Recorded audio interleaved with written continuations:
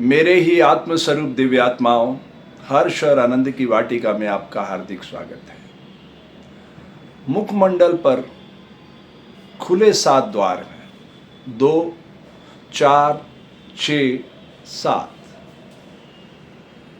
हम 5 द्वारों को बंद कर देते हैं और 2 द्वारों के साथ यात्रा करेंगे। 2 द्वारों में भी प्राण को एक साथ खींचने की कोशिश करेंगे। ठीक है,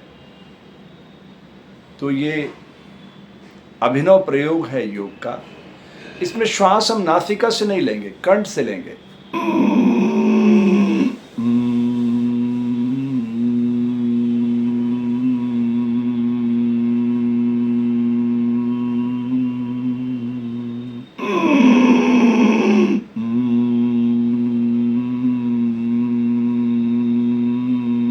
इस तरह से, ठीक है। तो हम इसमें क्या करेंगे, दोनों हाथों का इस्तेमाल करेंगे। ये जो छोटे कान हैं इनको पूरी ताकत से प्रेशर करके बंद कर देंगे ताकि बाहर की ध्वनियां सुनाई ना दे, और इन पूरे चारों उंगलियों को मिला के आंखों पर रख देंगे और पूरा प्रेशर बनाएंगे जितना ये सहन कर सकें। ठीक है, और फिर इस तरह से हम श्वास प्रश्वास के माध्यम से, यानी श्वास खींचते समय भी ओम की ध्वनि और प्रश्वास छोड़ते समय भी ओम की ध्वनि का विस्तार करेंगे जितना आपका शरीर स्वीकार करे। चलिए यात्रा शुरू करते हैं।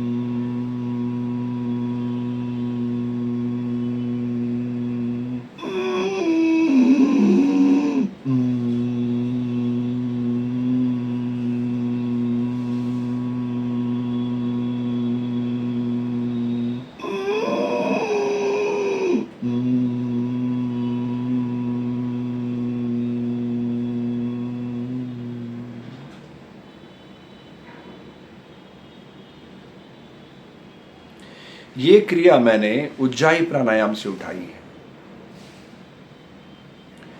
उज्जाई प्राणायाम विशुद्ध चक्र को जागृत करता है।